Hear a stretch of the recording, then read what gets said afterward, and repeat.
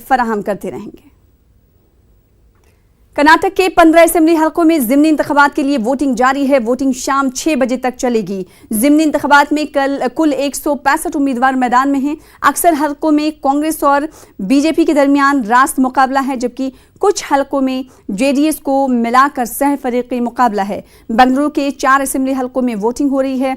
आपको बता दें कि कांग्रेस जेडीएस अरकान असेंबली के इस्तीफे के बाद ये इंतखाब हो रहे हैं।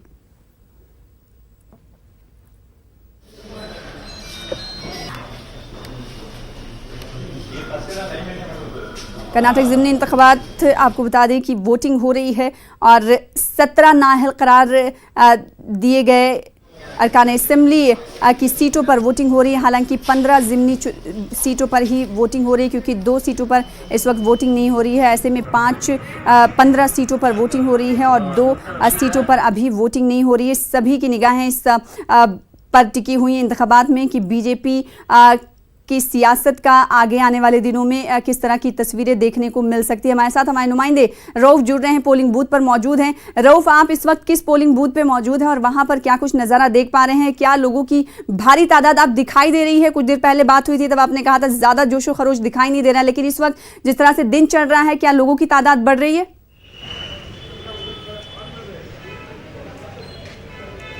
जी बिल्कुल भी। इस वक्त हम जो हैं शहर बेंगलुरु के शिवाजी नगर असेंबली हलके के रहमानिया स्कूल में मौजूद हैं। यहाँ पर आप देख रहे हैं कि सुबह 7 बजे से ही वोटिंग का सिलसिला जारी है। वोटर्स की एक बड़ी कतार यहाँ पर देखने को मिल रही है और तमाम वोटर जो हैं अपने हक़ का इस्तेमाल कर रहे हैं, अपने हक़ का जमहूरी हक़ का इस्तेमाल कर रहे हैं। चूँकि शिवाजी नगर यहाँ पर हम देखते हैं कि साबिक़ रियासती वज़ीर आर रोशन बेग के इस्तीफ़े के बाद यहाँ पर इलेक्शन हो रहा है और इस वक्त जो है तकरीबन 10 बजने के आसपास जो है 10% की पोलिंग यहाँ पर दर्ज हुई है।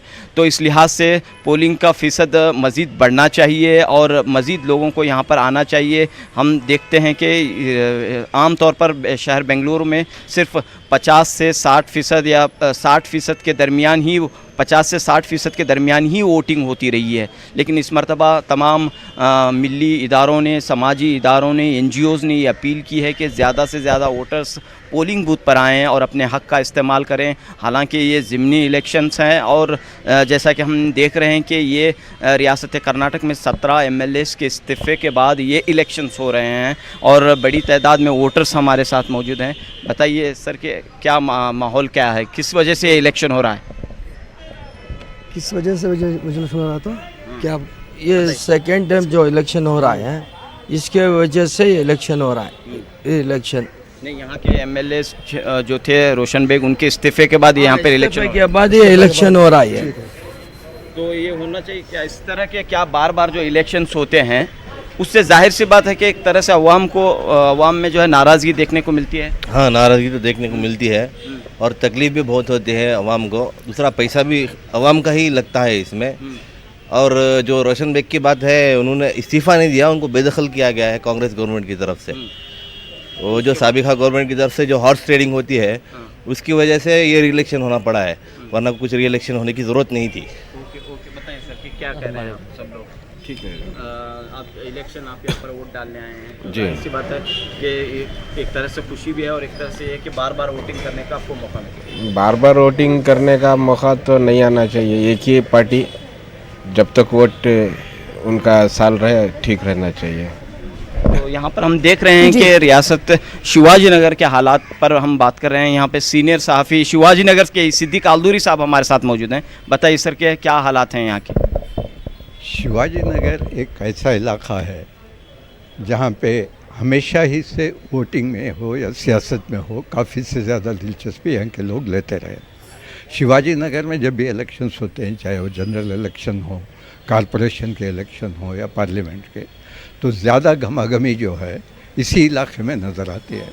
इस मरतबा ये जो इलेक्शंस हो रहे हैं इससे आवाम में आम तौर पे नाराज़गी पाई जा रही है।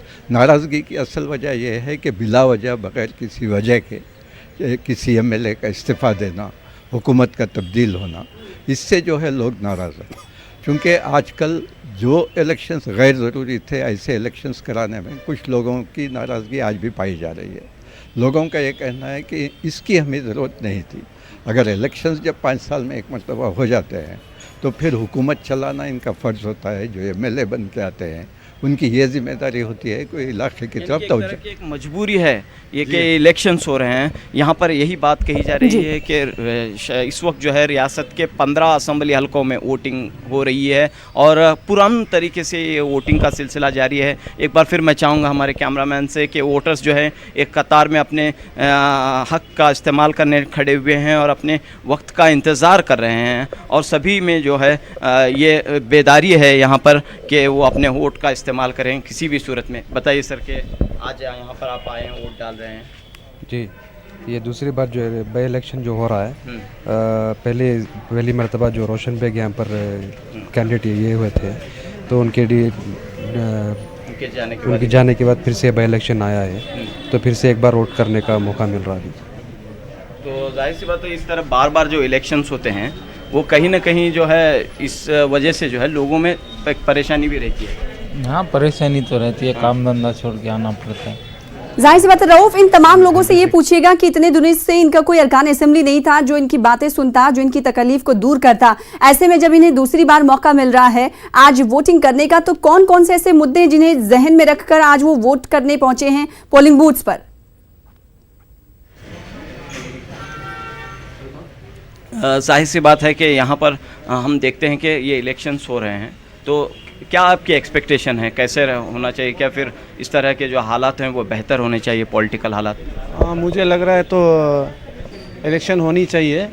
जैसे हमारे रोशन बेग ने इस्तीफ़ा दिया है तो उसके बाद ज़रूरी है कि री इलेक्शन होना चाहिए। तो बहुत सारे अपने ऑफिस के टाइमिंग ये शिफ्ट करके इधर इलेक्शन देने आए हैं और जो भी घर वाले हैं वो भी उनके टाइमिंग से आ रहे हैं। तो यानी कि हम देखते हैं कि सर कि ये इलेक्शन जो है ये हमारे जो रियासत के सियासी हालात बने हैं वो बेहतर होने चाहिए इस इलेक्शन के बाद, एटलीस्ट डेफिनेटली बेहतर होने चाहिए, क्योंकि हम लोग जो है अपना सारा काम छोड़ के ऐसे पॉलिटिशियन को चूज़ करना चाहते हैं जो सबके लिए काम करें। ऐसा नहीं है कि हम लोग अपनी जिम्मेदारी पूरी करें और वो ना करें। हमारी यही रिक्वेस्ट है इन सारे पॉलिटिशियन से कि वो अपना काम करें और हमें अपना काम करने दें ताकि सबके लिए अच्छा आसानी हो। एक स्टेबल गवर्नमेंट होनी चाहिए, एक मुस्तहकम हुकूमत होनी चाहिए। 100% एक स्टेबल हुकूमत होनी चाहिए। ऐसा नहीं है कि 1.5 साल में हुकूमत बदलना नहीं चाहिए। इधर ऐसे पॉलिटिशियन चाहिए जो 5 साल चला सके और हमारे देश को आगे बढ़ा सके। ओके, क्या आपकी ओपिनियन क्या है? तो यहाँ पर हम देख रहे हैं कि वोटर्स भी यही चाह रहे हैं कि यहाँ पर एक स्टेबल हुकूमत हो, मुस्तहकम हुकूमत हो और ये रियासत के सियासी हालात बेहतर हों। जिस अंदाज़ में यहाँ पर सियासी ड्रामा हमें देखने को मिला है पिछले दिनों में और जिस अंदाज़ में जो है यहाँ पर कांग्रेस और जेडीएस की जो मखलूत हुकूमत थी और कांग्रेस और जेडीएस के चंद एमएलएस के इस्तीफ़े के बाद यहाँ पर बीजेपी की हुकूमत कायम हुई, लेकिन न कांग्रेस और जेडीएस की हुकूमत में और न ही बीजेपी की हुकूमत में यहाँ पर जो है इस्तेहकाम देखने को मिला है।